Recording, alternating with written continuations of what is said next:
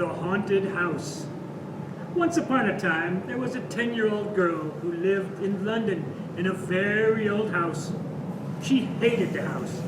It was cold and damp all the time. Plus, none of her friends would visit because it was believed by everyone in the neighborhood that a ghost lived in the house.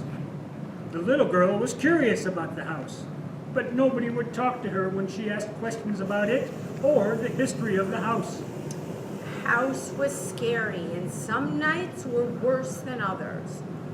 One night, when she was in her room reading, the lamp suddenly went out.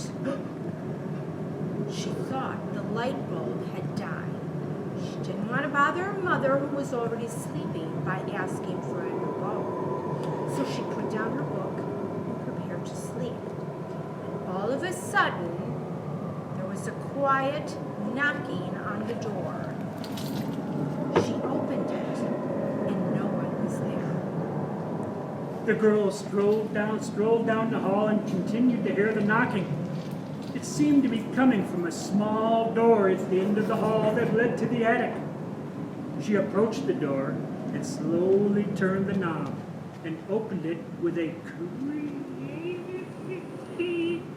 She climbed the stairs up to the attic, and sitting right there in front of her was a large, black, shiny coffin.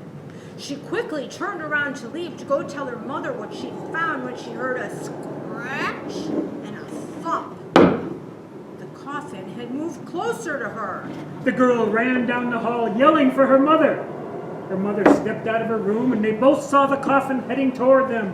They ran down the stairs and the coffin chased after them. They threw open the front door with the coffin still behind them, and as they ran out the front door, a bright spotlight shined in their faces, and they saw a sign saying, "If you want to stop the coffin, try some cough drops."